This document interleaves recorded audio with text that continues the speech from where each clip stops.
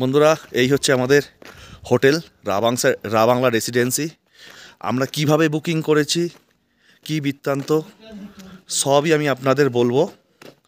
তো যাই হোক, এখন রাবাংলা রেসিডেন্সিতে আমরা এখন ঢুকি।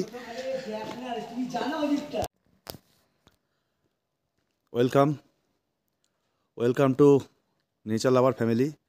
নেচার লাভার ফ্যামিলির পরিবারে সকল সদস্যকে আমার তরফ থেকে নতুন বছরে শুভকামনা জানাই। এখন আছি রাবাংলা বুদ্ধ পার্ক রেসিডেন্সিতে। আজকে 30শে ডিসেম্বর।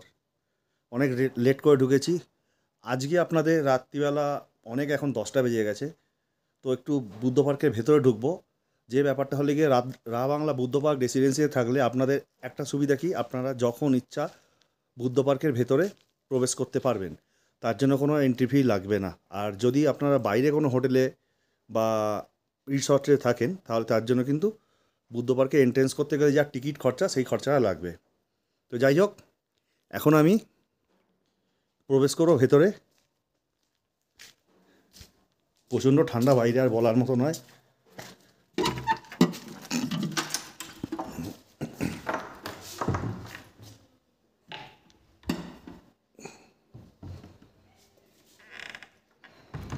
গেটটাকে ভালো করে দিয়ে নিই। আর পুরো হোটেলটা সিসিটিভিতে আন্ডারে। দেখুন, আমি বুকিং কিভাবে করতে হয়, বুকিং করতে গেলে আপনারা এই নাম্বারে সরাসরি ফোন করে বুকিং করতে পারেন। আর এই হলো রিসেপশান। কালকে সকালে ম্যানেজার যে সুভাশিস সাথে কালকে আমি পরিচয় করিয়ে দেবো। তো যাই হোক, আমি এখন যাব পার্কে। পার্কে যেতে গেলে আমাকে এই সিঁড়ি দিয়ে নিচে যেতে হবে। আর আমাদের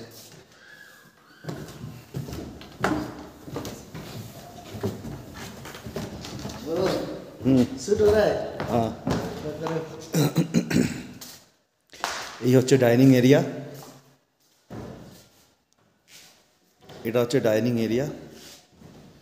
দুর্দান্ত, কারণ কালকে সকালবেলা আমাদের এখানেই ব্রেকফাস্ট করে আমরা বেরোবো।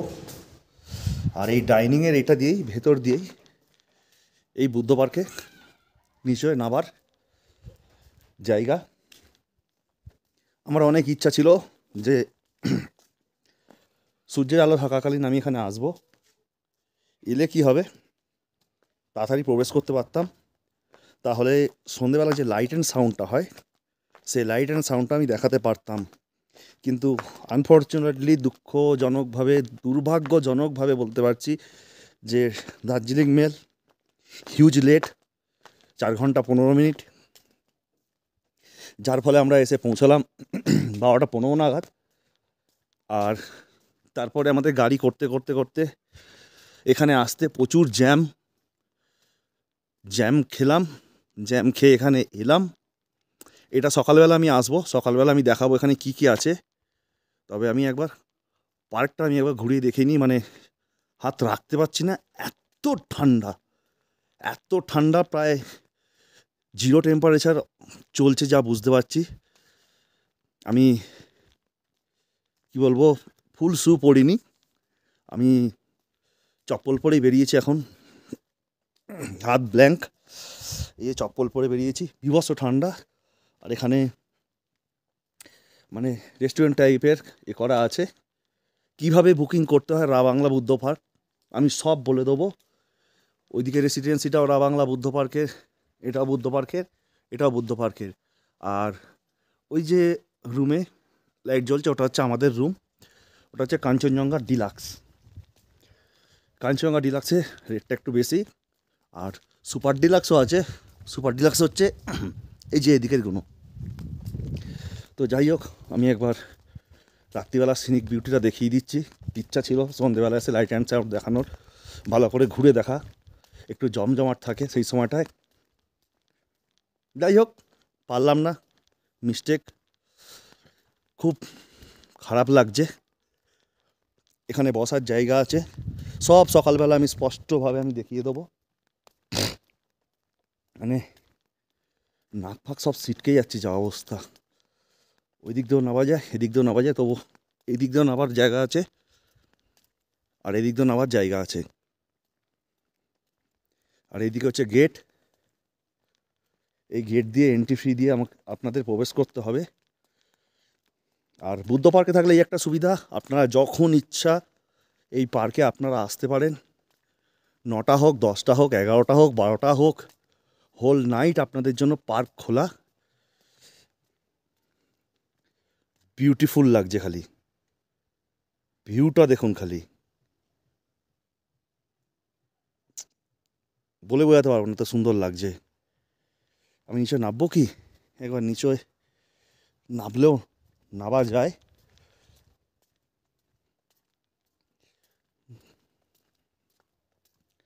সিঁড়ি অন্ধকার, বাপরে, সিঁড়ি খুব অন্ধকার। একটু ফ্ল্যাশটা আমি অন করি।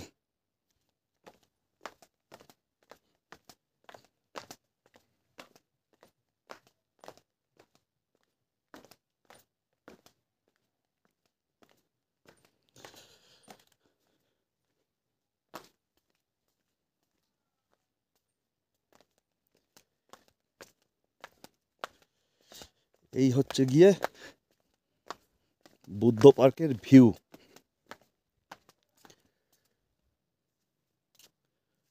অসাধারণ।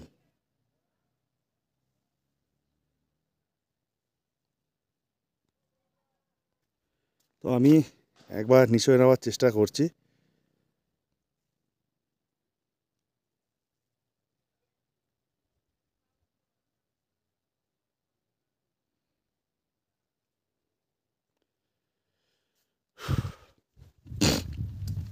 ওহ, সর্দি হয়ে যাচ্ছে, এত ঠান্ডা।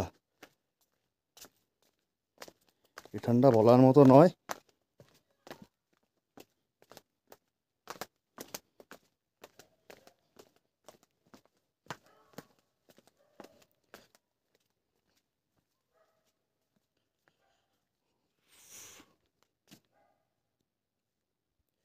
ফ্ল্যাশটা অফ করে দিই, তাহলে দেখতে ভালো লাগবে।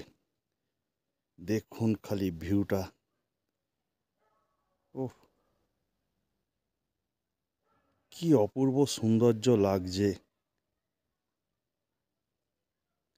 রাতের রাবাংলা বুদ্ধ পার্ক। যাই হোক, এদিকটা একটু ঘুরিয়ে দেখিয়ে দিলাম, সব একই। আমি একটু নিচের দিকে নেমে যাব।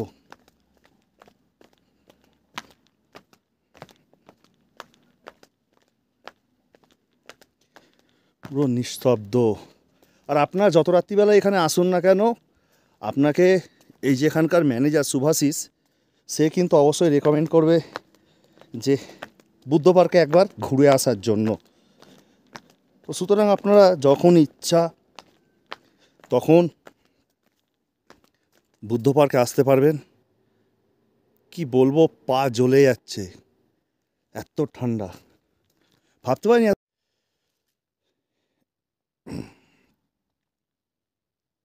সাইডে নীল বর্ডার দিয়ে এলইডি দিয়ে বসানো আছে। আর এইখানে যে লাইটগুলো আছে, এলইডিগুলো, সেগুলো তলায় দেওয়া আছে, যার ফলে স্পটটা মাটিতে পড়ছে, দেখতেও খুব সুন্দর লাগছে। আর এই হচ্ছে বুদ্ধদেব। যাই একবার।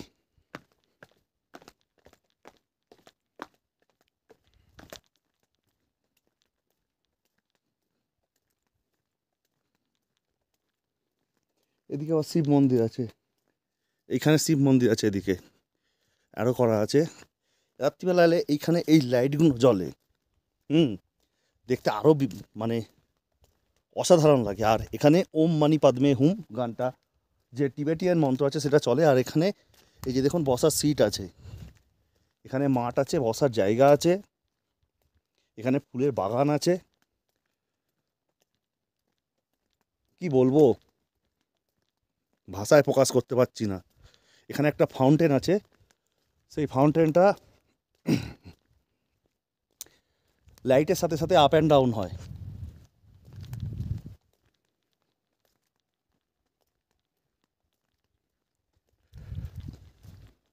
নীল পরিষ্কার আকাশ, মানে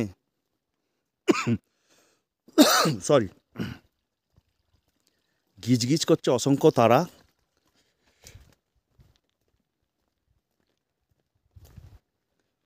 আমি আর এখন ওপরে উঠবো না, কারণ অনেক সিঁড়ির ব্যাপার আছে। তবুও চেষ্টা করছি ওঠার, কারণ ঠান্ডা যা লাগছে এটা বলে বোঝাতে পারছি না আপনাদের। পায়ের প্রতি কটা আঙুল যেন হচ্ছে ছিঁড়ে চলে যাচ্ছে, মনে হচ্ছে পায়ের প্রতি কটা আঙুল ছিঁড়ে যাচ্ছে, এরকম এত যন্ত্রণা করছে।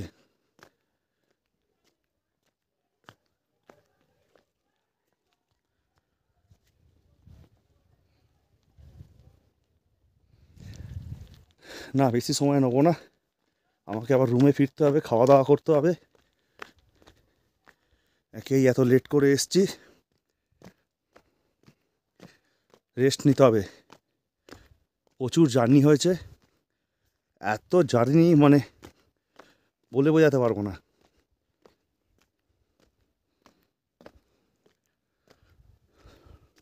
আর এই যে সামনে গামলার মতো দেখতে পাচ্ছেন, এইগুলো হচ্ছে গিয়ে, এগুলোকে বলা হয় উইসিং, কি বলবো, যা লাইট বন্ধ করে দিয়েছে, আমি আর দেখাতে পারলাম না।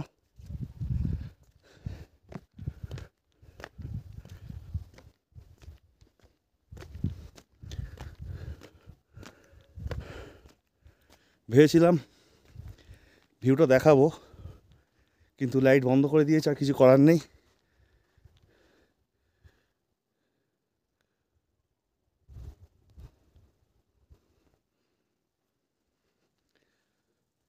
এখানে পুরো এই মন্দিরটাকে ঘিরে উইসিং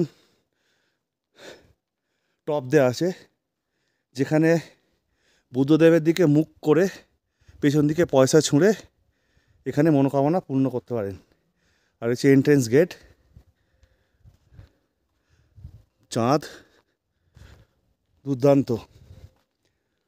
যাই হোক, এই হচ্ছে ব্যাপার।